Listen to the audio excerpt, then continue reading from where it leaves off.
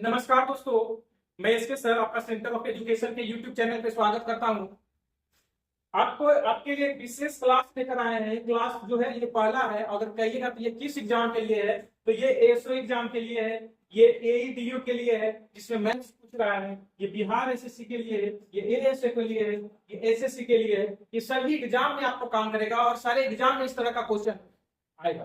तो हम क्या करते हैं, इसका एकदम सबसे सिंपल सोल्यूशन करके दिखाएंगे। क्वेश्चन है, क्वेश्चन का एकदम सिंपल सॉल्यूशन करके दिखाएंगे।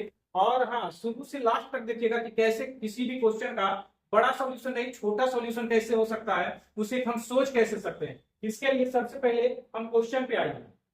क्वेश्चन देखेंगे, क्वेश्चन क्या कर रहा है, कह रहा है x is the third proportional. अगर x थर्ड प्रोपोर्शनल है, और चूंकि इसका हम एक शॉर्ट वीडियो भी बना चुके हैं, तो आप इसे शॉर्ट वीडियो जाकर देखिए, आज के 2 दिन पहले का ये वीडियो है होगा।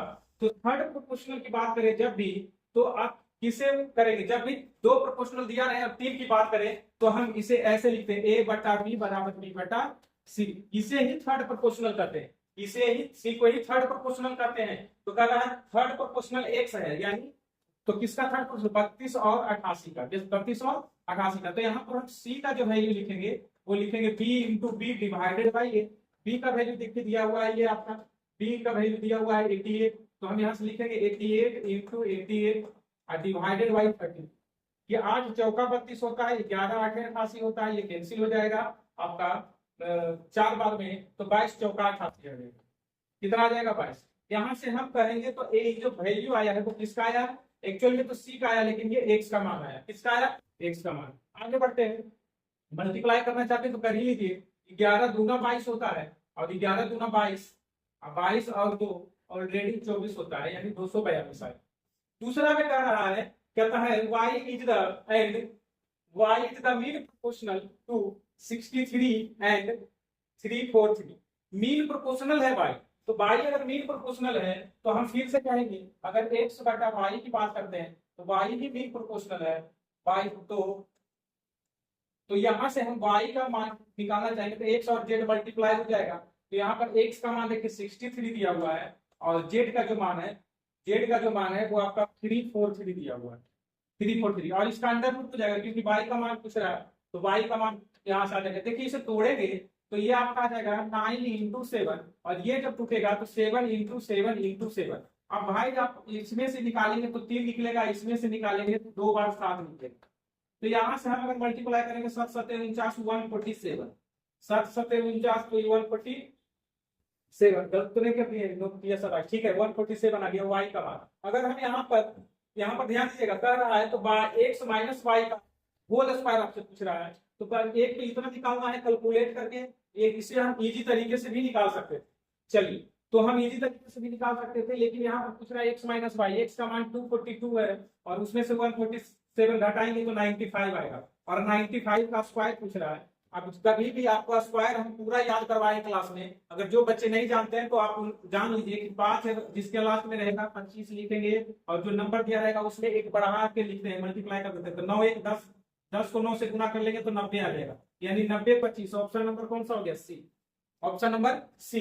तो इस तरह का क्वेश्चन आपका एग्जाम में बाबू पूछ रहा है, इस तरह का क्वेश्चन एग्जाम में पूछ रहा है। पहले था कि सिंपल तरीके से ही याद आता था, लेकिन अब क्या है कि अब ये क्वेश्चन जो है आपका 2 पैटर्न पर पूछ रहा है। इसमें तो ये पूछ दिया कि दोनों का स्क्वायर, इसमें दोनों का रेशियो पूछ देता है, दोनों का जोड़ पूछ देता है, कुछ भी पूछ सकता है। तो चलिए नेक्स्ट क्वेश्चन पे आते हैं। नेक्स्ट क्वेश्चन क्या कर रहा है, 6 वर्ष पहले पिता, है ना, 6 वर्ष पहले पिता और उसके पुत्र की आयु का अनुपात 2:1 है। आज से 6 साल पहले की कहानी कर रहा है। तो अगर वो 6 साल पहले अगर फादर और सन के बीच का जो रेशियो है 2:1 है, तो कह रहा है तो उनका अंतर भी दिया हुआ 28 का। देखिए सिंपल एकदम साधारण क्वेश्चन, उसका अंतर आप बताइए। जब भी आप एज का क्वेश्चन बनाते हैं तो कितना भी दिन हो जाए, 2 लोगों के एज के बीच का अंतर कभी चेंज नहीं होता। अगर 6 साल पहले एज का अंतर 28 का था, तो 6 साल बाद भी 28 का होगा, तो 1 साल बाद भी 28 का होगा, 10 साल बाद भी 28 का ही होगा। तो हम यहाँ से कर सकते हैं दोनों का अंतर कितना है, 1 का मतलब 28। तो इसका एक्चुअल एज हो जाएगा 28, इसका एक्चुअल एज हो जाएगा आपका 28 गुना 56 56। क्लियर है। तो कह रहा है अब बताइए कि 2 साल के बाद दोनों के बीच का अंतर क्या होगा, दोनों के बीच का रेशियो क्या होगा। तो 2 साल बाद बोल रहा है, मतलब 6 साल पहले, 6 साल पहले और 2 साल बाद का ने कितना का गैप आ गया, 8 साल का। यानी अभी से 6 साल पहले और अभी के 6 साल 2 साल बाद, यानी टोटल 8 साल। यानी इसमें भी 8 को ऐड करेंगे, इसमें भी 8 को ऐड करेंगे। जब इसमें 8 को ऐड करेंगे तो ये 64 हो जाएगा, और इसमें 8 को ऐड करेंगे तो ये आ जाएगा आपका 36। जब आप इसे कटाएंगे तो 16 चौका 64 होता है, 9 चौका 36 होता है, 16:9। तो ये आंसर आप पहला ही मार देंगे। लेकिन अगर आप क्वेश्चन गलत सही से नहीं पढ़ेंगे तो आपका 16:9 जो कि गलत हो जाएगा, क्योंकि आपसे पूछा है पहले पुत्र का तब पिता का। देखिए कह रहा है the age of son and father, पहले बेटा का तब पिता का। देखिए क्वेश्चन आप बना भी लिया, आप आंसर भी कर दिए। यही चीज मैं सिखाना आपको चाहता हूँ। आप बना भी लिया, आप आंसर भी कर लिए, लेकिन ये आंसर नहीं होगा। क्यों नहीं होगा? तो पहले बेटा का पूछा है, तो पहले बेटा का 9 और अनुपात 16, ये आंसर होगा आपका, ये आंसर होगा। आप क्वेश्चन बनाकर भी इस गलत क्वेश्चन को मारते बनाते, तो मैं यही क्वेश्चन समझाने के लिए आया हूं, ठीक है। तो नेक्स्ट क्वेश्चन पे आते हैं। नेक्स्ट क्वेश्चन क्या कर रहा है, ये एक सिंप्लीफिकेशन का क्वेश्चन है। सिंप्लीफिकेशन पर अगर आपका पकड़ नहीं है तो पकड़ करने की जरूरत है, कैलकुलेशन करने की जरूरत है। आप कैसे इस क्वेश्चन को बनाते हैं, तो करना है 61.25%। देखिए 61.25% ऑफ मतलब मल्टीप्लीकेशन, और ये 2 जीरो ऐसे ही गायब होगा। तो यहाँ से हम अगर लिखना चाहते हैं 61.25 डिवाइडेड बाई 100, 100 क्यूब पॉइंट को हटा देना, 264 ये आ गया भाई साहब। इसमें कोई दिक्कत नहीं, अगर कटाना चाहते हैं तो कट जाएगा। 25 चौका 100, 25 दूना 50, 112, 25 चौका 100 और फिर 125, 245 आ गया। कितना आ गया? 245। 4 से ये भी कटना चाहिए, 6 चौका 24, 2 बच गया, 6 चौका 24। यानी इसको कैलकुलेट किए तो 24, ध्यान दीजिएगा 245 इंटू 66, बीच में प्लस है तो प्लस डाल दिए। तो ये इतना वैल्यू आ गया। इसे मल्टीप्लाई नहीं करते हैं, आगे देखते हैं, कोशिश करते हैं। ये इसको लिखा हुआ है 16.67। अगर आप कैलकुलेशन पर बल काम करेंगे तो आपकी चीजें अच्छी हो जाएगी। 16.67% का मतलब होता है 1/6।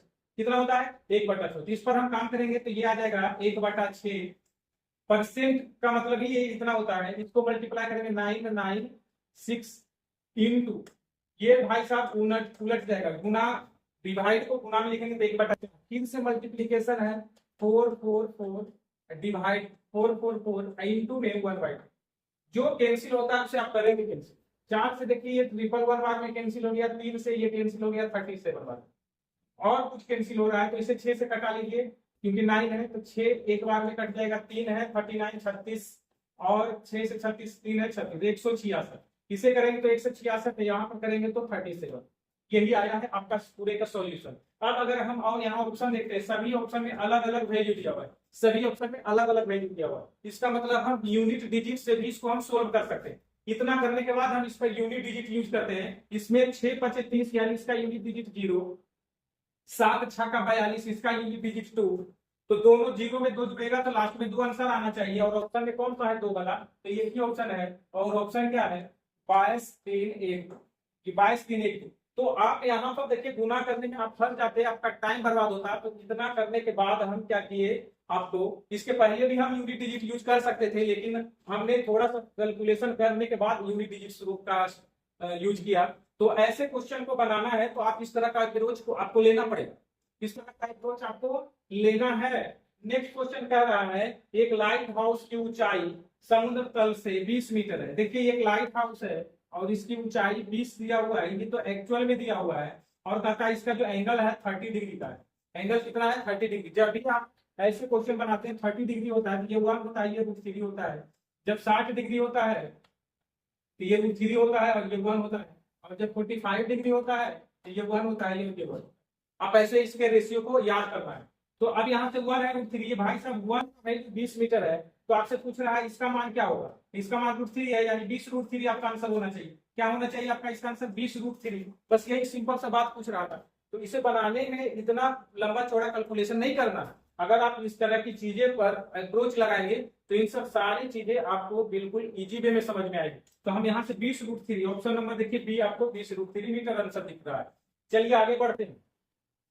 अगला क्वेश्चन कर रहा है कि उस सबसे छोटे खोखले गोले का व्यास निकाल दीजिए। एक गोला है जिसका व्यास, जिसके अंदर में 288 सेंटीमीटर स्क्वायर एरिया है ना, टोटल सरफेस एरिया का एक क्यूब रखा हुआ है, एक घनाकार बॉक्स रखा हुआ।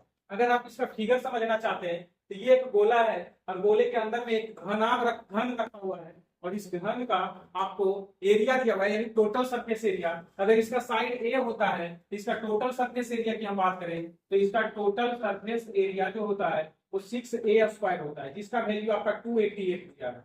ये कैंसिल कराएंगे तो 48 बार में चला जाएगा, तो ए का जो मान आ जाएगा आपका आ जाएगा 16×48 यानी 4√3। कितना आ जाएगा? 4√3 ए का मान आ जाएगा इधर, क्योंकि टोटल सरफेस एरिया 6a² होता है। तो जब ए का मान इतना आ गया तो एक बात मुझे बताइए, पूछ रहा है इस पूरे स्फीयर का डायमीटर मुझे बता दीजिए। तो डायमीटर जो हो जाएगा, ये पूरे का डायमीटर जो होगा इसके डायमीटर के बराबर, किसके? विकर्ण के बराबर, घन के विकर्ण के बराबर होगा। तो घन का विकर्ण जो होगा क्यूब का जो डायगोनल होगा या फिर निकालेंगे तो क्या होता है? √3a होता है। क्या होता है? √3a। तो √3 × a, इसका मतलब क्या होगा? √3i × 4√3 मल्टीप्लाई करेगा तो 12 आ जाएगा। क्या आ जाएगा? 12। इसका मतलब ये पूरे बड़ा वाला स्फीयर का जो हमारा डायमीटर आएगा 12। अगर रेडियस पूछता तो रेडियस 6 आता, तो हमारा इसका आंसर जो हो जाएगा वो आ जाएगा 12। लेकिन अगर रेडियस पूछता तो हम 6 बोलते हैं, रेडियस पूछता तो 6। चीजें बिल्कुल समझ में आ रही हो? तो ऐसे ही क्वेश्चन है, हर एक टाइप के क्वेश्चन को हम लेकर आए हैं, अच्छे अच्छे क्वेश्चन को लेकर आए हैं। और जो अगर वीडियो आपको अच्छा लगा तो जरूर दोस्तों को शेयर कीजिए, कमेंट सेक्शन में आप इसका उत्तर भी दे सकते हैं और लाइक तो आपको करना ही है। चलिए नेक्स्ट क्वेश्चन पे आते हैं। नेक्स्ट क्वेश्चन कह रहा है कि after allowing a discount of 20% on a market price, discount जब भी मिलता है आपको मार्केट प्राइस पर मिलता है, तो price Kishore makes a profit of 20%, what is the percentage is the market price above the cost price. कहने का क्वेश्चन कर रहा है कि आप जो है कुछ कॉस्ट प्राइस रखते हैं, उस पर आपको जब बेचते हैं सामान तो उस पर आपको 12% का प्रॉफिट होता है। जब किसी सामान को 100 में खरीदेंगे और 12% का प्रॉफिट होगा तो आप इसको आप 112 में बेचेंगे तभी 12% का प्रॉफिट होगा।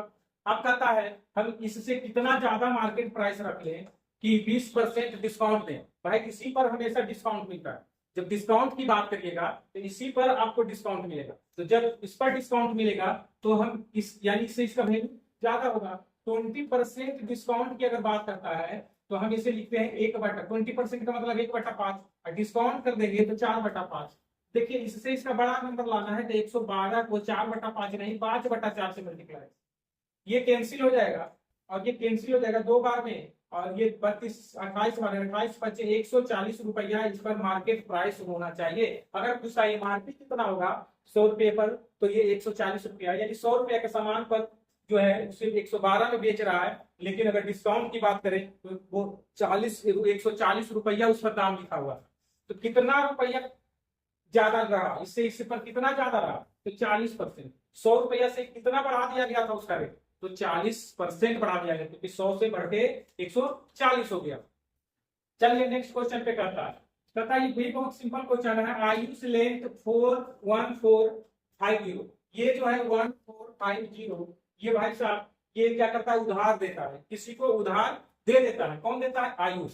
तो कैसे देता है? तो एक 5% के रेट से 2 साल के लिए देता है, 5% के रेट से 2 साल के लिए देता है, और एक आदमी को देता है 10% के रेट से 4 साल के लिए। तो मुझे बताइए, तो अगर 2 साल के लिए 5% के रेट से देगा तो 10%, और इसको देगा 4 साल के लिए तो 40%, कुल मिला के 40 + 10 यानी 50% का उसे एसआई मिलना चाहिए, प्रॉफिट होना चाहिए 50% का। अब एक बात बताइए, 50% का प्रॉफिट का मतलब होता है इसका आधा, 50% का मतलब ही होता है इसका आधा। और जब इसको 1450 का आधा करिएगा तो ऑप्शन में आ जाएगा 725, यही आंसर होता है 725, डी नंबर ऑप्शन 725। ये सिंपल क्वेश्चन था, सिंपल क्वेश्चन एकदम ज्यादा सिंपल वाला।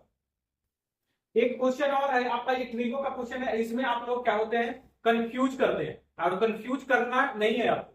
साइन जो होता है कॉस में, जब आप इसे चेंज करते हैं तो 90 - थीटा के रूप में चेंज होता है। तो हम इसे कह सकते हैं कॉस 37 को अगर हम बदल दें 90 माइनस कर दें, 90 में 37 माइनस कर दो तो 53 आ जाएगा। कॉट को अगर हम tan में बदलना चाहते हैं तो tan ये है 90 में से 40 घट जाएगा तो tan 50। कॉट 60 का मान जो होता है 1/√3 होता है। tan 50 को tan 50 ही लिखिए, और यहाँ सेक लिखा हुआ है सेक 53।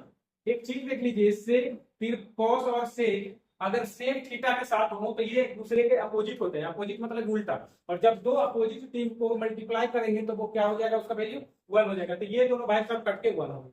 अब यहाँ पर देखिए tan 50 और tan 50, तो यहाँ से हम लिखेंगे tan स्क्वायर 50, तो आप डिवाइडेड बाई √3, यही आपका आंसर होगा tan स्क्वायर 50 बाई √3। अगर कॉट में आंसर देगा इसे आप कॉट में बदल लेंगे, तो कॉट स्क्वायर 40 बटा 2, आपका दोनों आंसर होगा। आपको जिस तरीके से वो क्वेश्चन मतलब ऑप्शन में दिया रहेगा वो आंसर होगा, वैसे ऑप्शन में ये दिया हुआ था tan स्क्वायर 50 डिवाइडेड बाई √3। ठीक है, समझ में आ रही है। 90 माइनस थीटा का काम करना है, कन्वर्ट सिस्टम आपको याद रखना चाहिए।